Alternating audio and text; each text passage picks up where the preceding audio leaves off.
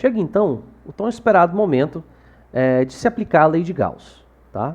E nós vamos fazer isso pelo objeto de estudo mais fácil, mais familiar a nós, que é para uma carga pontual. Neste caso aqui, escolher uma carga positiva, como nós temos feito. A primeira coisa que se pensa quando vai trabalhar com a lei de Gauss é na escolha adequada da superfície gaussiana. Ora, por quê? Vamos lá. Nós vimos que a superfície gaussiana ela não interfere no valor do cálculo do fluxo. Então, a princípio, eu poderia escolher qualquer uma. Tá? Mas por que eu vou escolher uma superfície toda disforme se eu posso escolher uma com a qual eu sei trabalhar melhor? Que se adeque à simetria do problema. Então, essa é a palavra-chave para se aplicar a lei de Gauss para calcular o campo elétrico.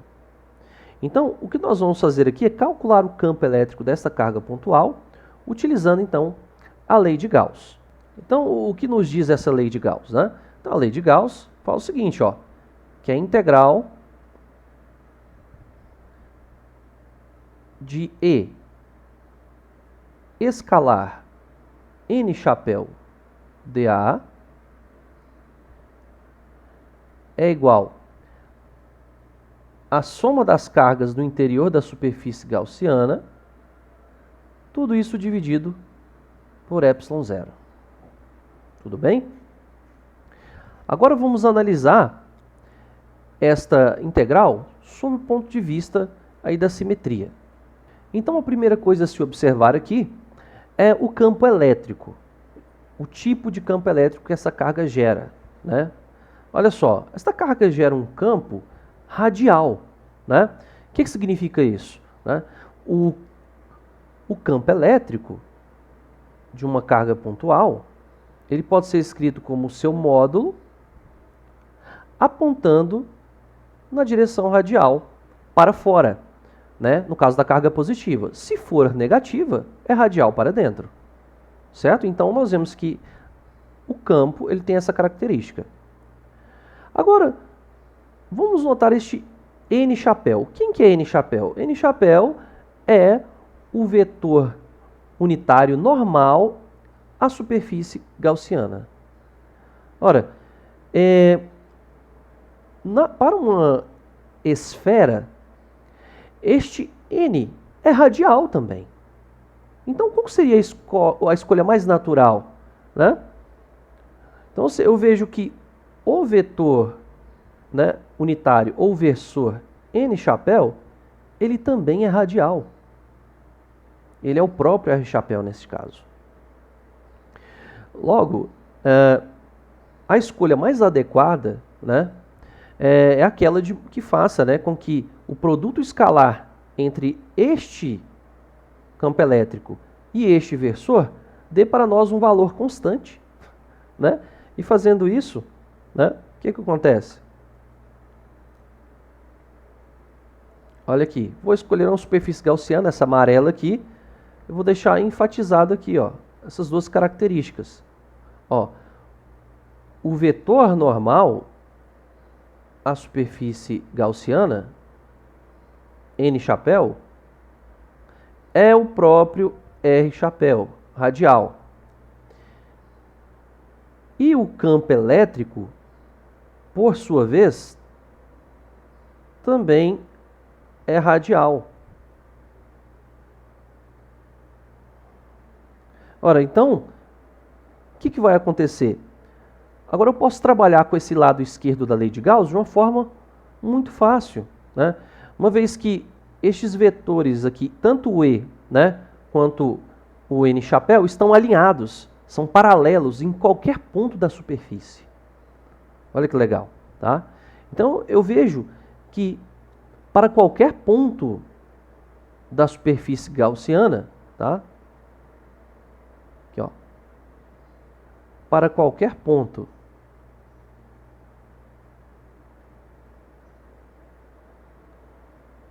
sobre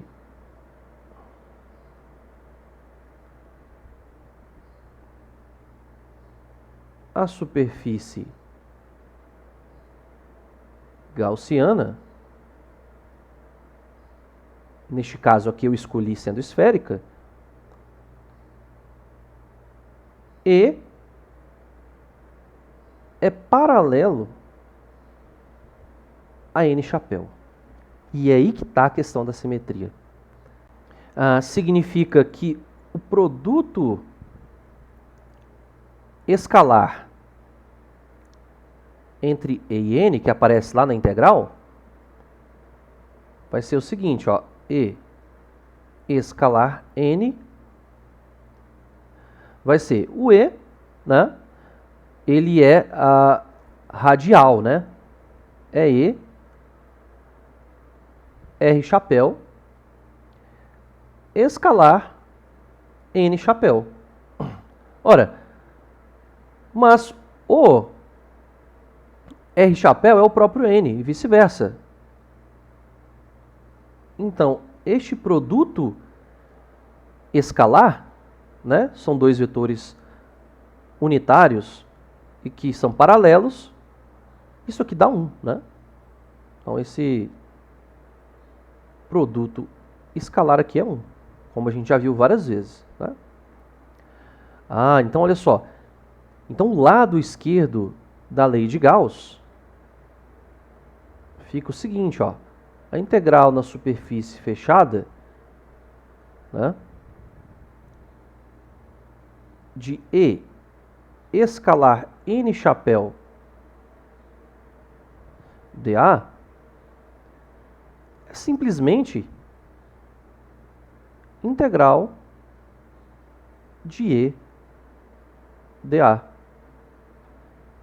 O que é que isso muda? Gente, isso muda muito, porque isso quer dizer que este campo elétrico ele é constante em todos os pontos da superfície, sobre a superfície gaussiana. Tá? Então isso aqui tem implicação importante, né? E é constante.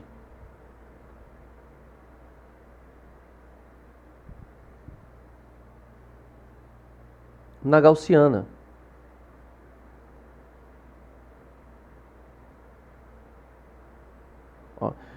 Se é constante, o que eu posso fazer com ele na integral? Eu tiro ele da integral, né?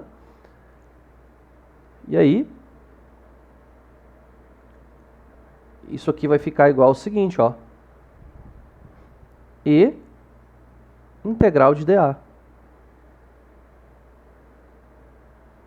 Ora, o que é integral na área? A integral da área de uma esfera é a área da esfera, que é 4πr². Tá? Então, isso aqui vai se transformar então em E 4πr², onde eu estou chamando de R a distância da carga até a superfície gaussiana.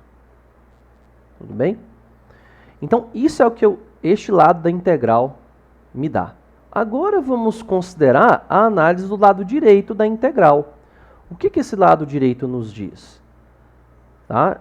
Ele diz o seguinte, que a carga no interior, né, é a soma de todas as cargas, a soma algébrica. Eu só tenho uma carga lá dentro. Então eu percebo, né? Então nós temos que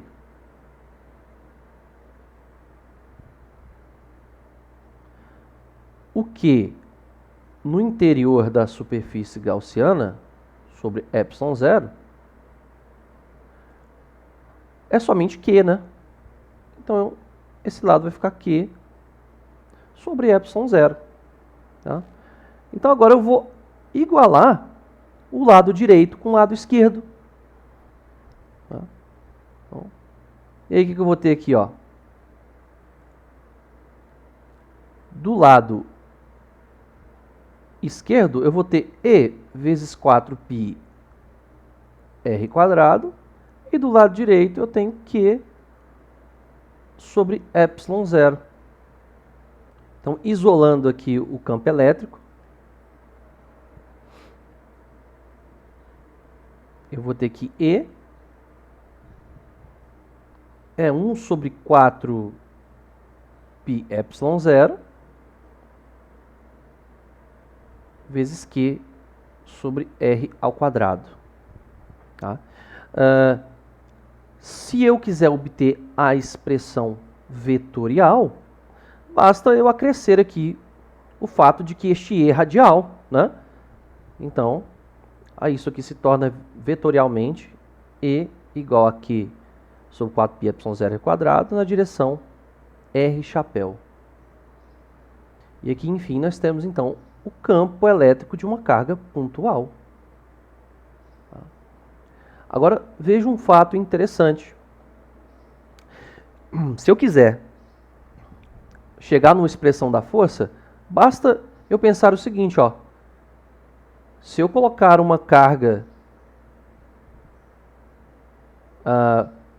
pontual, né, a uma distância R aqui, ó, tá? Vamos colocar aqui, ó. Q', ela irá sentir a presença deste campo elétrico, né? E ela sentirá uma força que é dada pela seguinte expressão.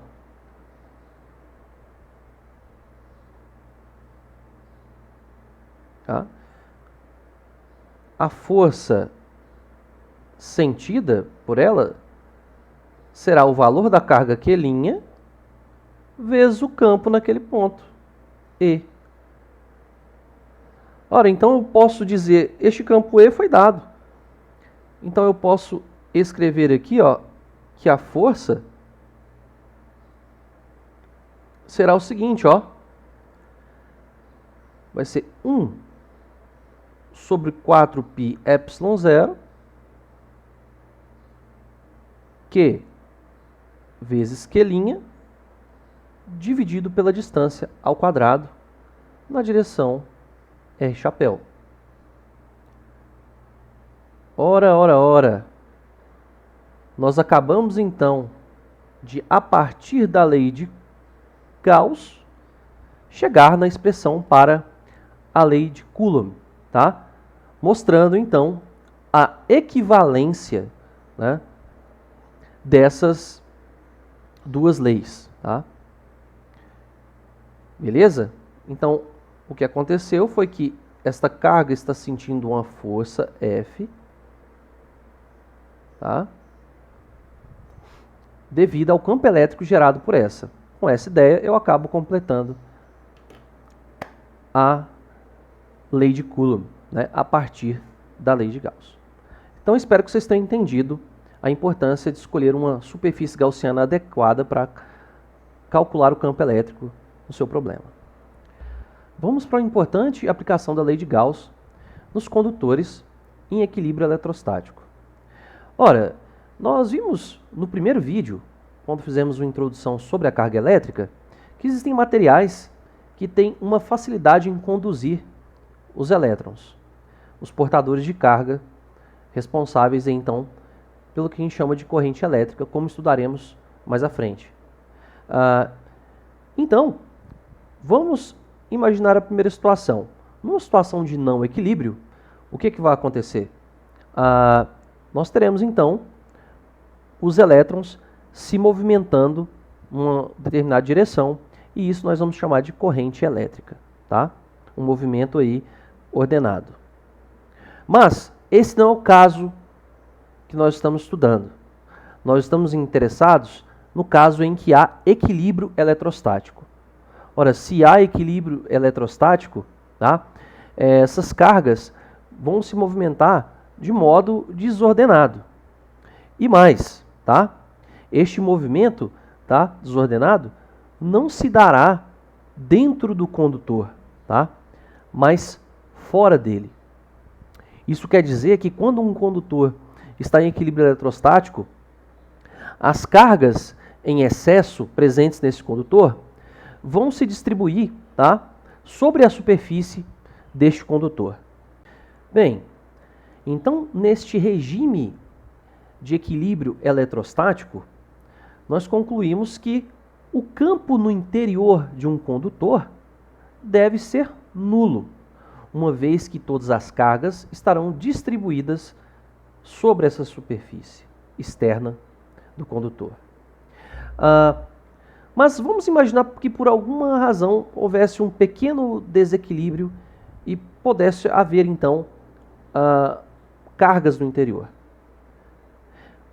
Ao atingir um equilíbrio, tá? O que ia acontecer? O campo voltaria a ser zero, porque todas as cargas voltariam lá para a superfície deste condutor. Entendido? Então nós podemos concluir dessa ideia que o campo elétrico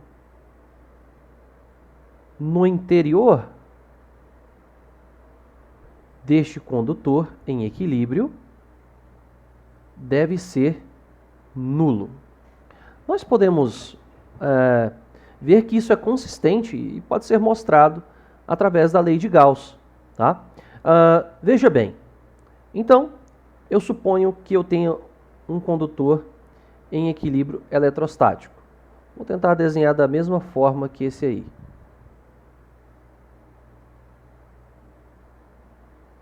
Ficou quase parecido, né? O que acontece? Significa, né, que as cargas deverão estar na superfície desse condutor. Vamos dizer então que ele esteja aqui, por exemplo, carregado positivamente, ou seja, com um déficit de elétrons.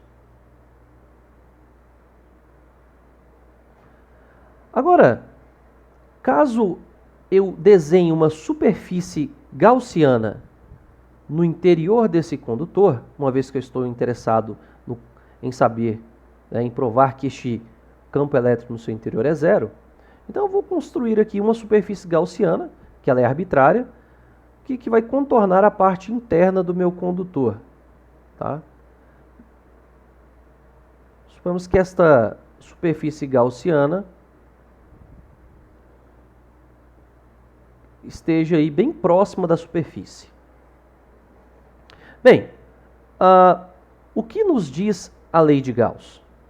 A gente bem sabe que a lei de Gauss nos mostra que o fluxo do campo elétrico numa superfície fechada, nessa integral, E escalar N chapéu dA é igual à soma das cargas do interior da superfície gaussiana dividido por epsilon zero. Ora, vamos analisar aqui, o lado esquerdo desta expressão, desta lei. Vejamos que o campo no interior é nulo. Então, no interior,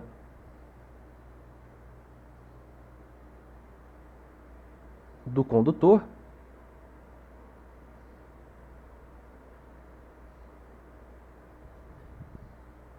E igual a zero. E igual a zero. Bem, substituindo então isso na integral, eu vejo então que o lado esquerdo vai ser zero, né?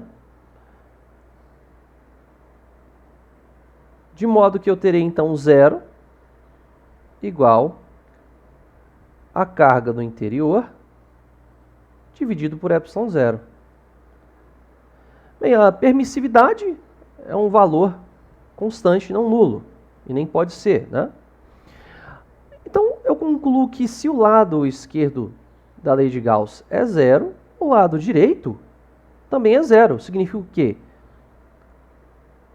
Que as cargas no interior dessa superfície vai ser zero. Bem, se as cargas não estão no interior da superfície gaussiana, que está aqui bem próxima, bem colada, tá, da superfície do condutor, né, significa que elas só podem estar onde? Né? Na superfície do condutor. Tá? Então, nós mostramos que, pela lei de Gauss, que é consistente a ideia de que o campo no interior, né, do condutor é nulo, e neste caso as cargas já terão migrado no equilíbrio para a superfície externa deste condutor. Acabamos de ver que para um condutor elétrico em equilíbrio eletrostático, o campo elétrico no interior desse condutor deve ser nulo. Isso acontece por quê? Porque todas as cargas em excesso estão na superfície externa desse condutor. Estando na superfície externa, deve haver, então, um campo elétrico na parte externa, que não seja nulo. Concluímos, então, que pode haver, sim, um campo não nulo na parte externa do condutor. Então, embora possa haver um campo externo ao condutor, este campo tem que atender a alguns requisitos. O mais importante deles é que este campo elétrico seja normal à superfície em cada ponto. Ou seja, o campo elétrico fora do condutor em equilíbrio eletrostático deve formar um ângulo de 90 graus em todos os pontos externos a este condutor. Ora, mas por que isso? Vamos pensar que este campo pudesse ser um campo qualquer, como representado por esta figura. Então, esta linha verde representaria um pedaço aí da superfície externa desse condutor. E este campo elétrico preto representaria este campo elétrico genérico na superfície do condutor. Ora, sendo um vetor, ele pode então ter duas componentes. Uma componente perpendicular, como estamos dizendo que é, mais uma componente paralela à superfície. Então, nessa situação genérica, E seria a soma do E perpendicular mais o E paralelo. Agora vamos ver por que é absurdo. Caso haja uma componente paralela, este campo elétrico, resultaria num movimento ordenado dessas cargas que estão aqui na superfície. Se há movimento ordenado, há uma quebra no regime eletrostático deste condutor. Logo, nós concluímos, logicamente, que este campo, a componente paralela, ou tangencial, como a gente pode chamar também, do campo elétrico, deve ser nula. Se não fosse assim, haveria movimento ordenado de cargas sobre a superfície e aí nós não teríamos um condutor em equilíbrio eletrostático. Ora, então, nós temos a seguinte conclusão. O campo elétrico deve ser estritamente perpendicular à superfície do condutor em equilíbrio, Vou até enfatizar aqui no título, em equilíbrio.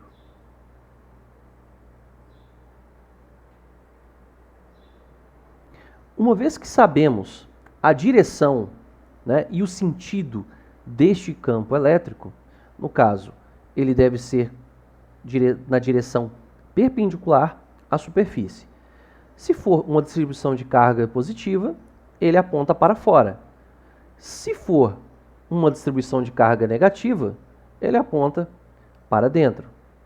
Então, o sentido depende da carga ser positiva ou negativa. Nós sabemos bem disso. Agora, nós podemos utilizar a lei de Gauss para tentar calcular o módulo desse campo elétrico. E é isso que nós vamos fazer agora. Bem, para que eu possa aplicar a lei de Gauss a este problema, eu devo pensar a seguinte coisa. Qual seria a melhor superfície gaussiana que eu poderia escolher? Primeiro eu penso, o campo elétrico, ele sempre é perpendicular à superfície do condutor. Então seria conveniente eu escolher uma superfície gaussiana cuja normal, que é perpendicular à área da superfície gaussiana, coincida com o campo elétrico, que também é normal. É normal, significa que ele forma um ângulo de 90 graus. Então, significa que eu poderia fazer uma escolha como se fosse um cilindro, por exemplo. Tá? Pegar aqui, ó. Estou colocando, por exemplo, o campo elétrico nesse ponto, estou copiando aqui, ó. Eu vejo que, por exemplo, neste ponto aqui, ó, o campo elétrico aponta para cá e a normal, o vetor normal, N chapéu aqui da tampinha desse cilindro, também aponta para fora. Tudo bem? Só que nós temos não somente uma normal aqui, porque esse cilindro pode ser dividido em 3 partes: a tampa de cima, a tampa de baixo e a lateral. E cada um deles terá sua própria, seu próprio vetor normal, né? Seu próprio versor, né? Perpendicular à sua superfície. Então, vou fazer o seguinte, vou dar um zoom aqui nesta figura, para a gente analisar melhor. Então, colocando essa figura aqui, né, e vai indicar essa superfície gaussiana que eu escolhi aqui, aumentada, para eu ver a seguinte situação. Olha só. Então, primeira coisa, essa superfície deve ser fechada, né? É uma superfície arbitrária, porém fechada. Essa é a exigência. Então, eu vejo que eu devo escolher esse cilindro, e esse cilindro acaba pegando parte no interior do condutor, parte fora, tá? De modo que, bem aqui no meio desse cilindro, por exemplo, eu teria aqui representada a interface, né, que divide a parte interna do condutor, tá? E essa parte daqui para cima, a parte externa do condutor. Aí eu nomeei este vetor vermelho, unitário, aponta para fora, tá? Para cima, né? Este vetor amarelo indica o vetor normal à superfície lateral, formando aqui também ângulo de 90 graus com essa superfície. Da mesma forma, tem o vetor que aponta para fora, vai estar aqui para baixo, na parte interna. Então, o que eu farei? Vou aplicar a lei de Gauss, né, dando a contribuição de todas essas superfícies aqui, separadamente. Então, eu tenho o seguinte. Eu tenho que a integral na superfície fechada de E escalar N chapéu dA é igual a carga no interior da superfície gaussiana dividido por ε0. Tudo bem?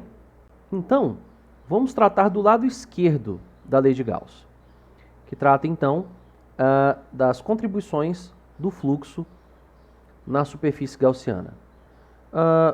Obviamente, eu percebo que aqui eu tenho 3 superfícies que formam essa superfície gaussiana. A parte de cima, a tampinha do cilindro, a tampinha de baixo e a parte lateral. Então, eu posso quebrar essa integral de superfície nas 3 superfícies abertas aqui, né? Então, somando essas 3 superfícies abertas, dá essa superfície fechada, que é o cilindro, certo? Então, vai ficar assim, ó. Vamos começar com a contribuição lá de cima. Então, nós teremos aqui, ó, isso será a integral, né? Na parte 1, né? A tampa de cima. Eu vou chamar aqui, ó, vou dar o nome aqui de 1, a parte de cima. A integral na parte de cima, que é a 1, e, vamos dizer ali, chamar de campo E1, escalar N chapéu 1, dA1, mais a contribuição da parte lateral, agora, do versor N2. Então, será integral aqui na parte 2, vou dar um nome aqui, ó, a parte 2, de E2 escalar N2, chapéu, DA2. Por fim, vou fazer aqui a contribuição da parte de baixo. Então, vai ser integral na parte 3, aqui, ó. Parte 3, de E3 escalar N3, DA3. Agora vamos ver qual a contribuição de cada uma dessas integrais. Então vamos lá, vamos começar por essa primeira aqui. Eu posso notar o seguinte, ó, que o campo elétrico, tá, que está relacionado com essa superfície, tá, N1, que é a tampinha do cilindro, tá, é este campo azul. Né? Este campo azul ele é paralelo ao versor N1. Se ele é paralelo, né, significa que o produto escalar desses dois será o módulo de E vezes o módulo de N1, que é 1, tá, vezes o cosseno do ângulo entre os dois. Né? O ângulo entre os dois é 0, o cosseno de 0 é 1. Logo, essa integral aqui fica com a contribuição integral de 1 e dA1. Ok? Para a segunda, nós temos o seguinte. O campo E2 relacionado aqui poderia ser, por exemplo, o campo aqui se tivesse esse campo paralelo, mas não tem, né? Então, o que passa nesse ponto aqui é justamente também um campo azul, tá? O campo azul está aqui definido em todas as direções que sejam perpendiculares à superfície do condutor, tá? Então, neste ponto aqui, este vetor azul, ele forma um ângulo de 90 graus com N2. O cosseno de 90 graus é 0, né, desse produto escalar. Então, a contribuição dessa integral amarela é 0. É 0 porque o vetor azul forma um ângulo de 90 graus com a superfície lateral aqui, né? Logo, o que vai acontecer? A gente sabe que nem precisa de calcular esse produto escalar, mas basta notar que o fluxo deste vetor azul na área lateral é 0. Tá? A gente poderia observar por aí também. Agora falta essa integral verde. Tá? Então aqui vai ficar mais a integral verde. Olha, a integral verde é interessante. Ó. Essa parte aqui, ó, dessa superfície normal, que está apontando para baixo, N3, ela está dentro do condutor. Se esse condutor está em equilíbrio eletrostático, o campo no interior, tá, aqui, o campo 3, é 0. Tá? Se este campo 3 é 0, o que vai acontecer? Essa integral fatalmente vai dar 0. Tá? Por fim, eu posso dizer o seguinte, ó, que então a integral, né, de superfície, né, E escalar N chapéu dA, ela vai ter contribuição somente daquele termo vermelho ali, tá? Que vai ser então E, ele sai da integral porque ele é constante, né? E dA. Esta área, essa integral aqui, dA, dá a área, né? A área A desse topo do cilindro aqui. Então, vai ficar E vezes A. Tranquilo. Essa é a contribuição da nossa parte esquerda da lei de Gauss. Por outro lado, agora eu tenho a contribuição da parte direita. Tá? Como é que ela vai ser? Eu vou dizer que o Q no interior da superfície gaussiana é quem? Seria a carga, né, que está numa porção de superfície, a superfície verde. Né? Aqui então tem cargas, como nossa figura, cargas positivas, que geram aí, este campo normal à superfície aqui. Eu posso escrever isso aqui em termos de uma distribuição superficial de carga. Né? Então, se aqui tem uma carga Q, né? se nessa pequena porção tem uma carga Q, e aqui a área, que é justamente essa de cima dessa tampa que eu estou considerando, for uma área A, né? Essas duas coisas se relacionam de que maneira? Através da densidade superficial de cargas, sigma, onde sigma é a quantidade de carga, né, dividida pela área. Né? Então, Q é a quantidade de carga que tem aqui, nessa pequena superfície gaussiana. De modo que eu posso escrever, então, que o nosso Q é sigma A. Tá? Beleza. Vou substituir aqui, então, e eu vejo que a carga no interior, ela é simplesmente sigma A. Né? Então, eu vou colocar aqui essas duas contribuições. Tá? Eu tenho esta contribuição aqui do lado esquerdo da lei de Gauss e essa aqui do lado direito. O que eu vou fazer? Vou igualar as duas, né? Isso aqui é uma igualdade. Então eu verei o seguinte, ó, que pelo lado esquerdo eu tenho E vezes A. Do lado direito, eu tenho a carga do interior, que é sigma A, dividido por ε0. Estas áreas aqui se cancelam. Então, o campo,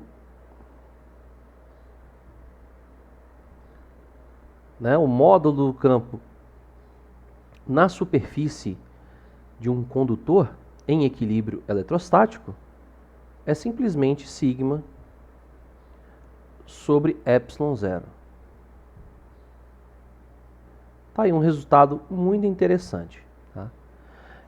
Eu posso fazer aqui algumas análises.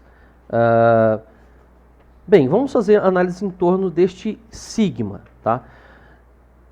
Essa distribuição superficial de cargas só será constante se essa superfície fosse uma esfera. Tá? Se o condutor fosse uma esfera. Por quê? Né? Porque como todas as cargas aqui vão tentar repelir umas às outras, já que todas aqui tá com excesso, né, de carga positiva, né, no caso o déficit de elétrons, eles vão tentar se organizar aqui de modo a ficarem mais longe possível. E a distribuição que é ótima, né, seria justamente a da esfera, onde todas podem ficar bem longe uma da outra, ficando igualmente distribuídas. Seria a maior distância possível para que você tivesse uma situação de equilíbrio. Agora, se você tiver um condutor com um formato como esse aqui, né, bem genérico, você vai ter uma concentração de cargas maior nas pontas, e nós vamos ver isso mais tarde. Tá? De modo que esse sigma, tá, não seja constante. Tá? Então, essa foi a análise que nós fizemos aí para um condutor. Espero que vocês tenham gostado. Curtam o vídeo, compartilhem, assistam quantas vezes forem necessárias. Estudem bastante. Tá? Tudo de bom para vocês, bons estudos. E até a próxima.